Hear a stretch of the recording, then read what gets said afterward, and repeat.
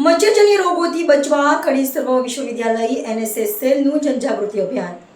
કડી સર્વ વિશ્વવિદ્યાલયના NSS cell દ્વારા ગાંધીનગરના સ્લમ વિસ્તારમાં મચ્છરજન્ય રોગો સામે જનજાગૃતિ ફેલાવવાના હેતુથી વિશેષ જનજાગૃતિ અભિયાન યોજવામાં આવ્યું હતું. આ અભિયાન તારીખ 26 ઓગસ્ટ 2026ના રોજ સવારે 11 થી બપોરે 12:30 કલાક દરમિયાન યોજાયું હતું. યુનિવર્સિટીના પ્રોગ્રામ કોર્ડિનેટર શ્રી ધર્મેન્દ્રસિંહ રાઠોડના માર્ગદર્શન હેઠળ એનએસએસના 23 સ્વયંસેવકોએ સ્લમ વિસ્તારમાં જઈને સ્થાનિક રહેવાસીઓ સાથે સીધો સંપર્ક કરી મચ્છરજન્ય રોગોથી બચવા માટે જરૂરી સાવચેતી અંગે સમજણ આપી હતી.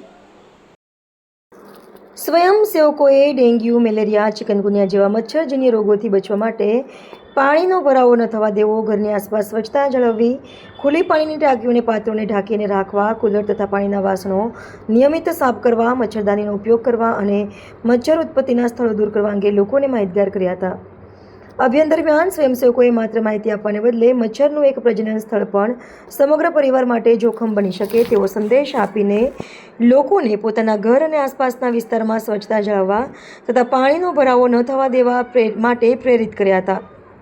આ જનજાગૃતિ અભિયાનનો મુખ્ય ઉદ્દેશ સ્લમ વિસ્તારના રહેવાસીઓમાં રોગ નિવારણ અંગે જાગૃતિ, સ્વચ્છતા પ્રત્યે જવાબદારી અને સ્વસ્થ જીવનશૈલી અંગે સક્રિય ભાગીદારી વિકસાવવાનો હતો.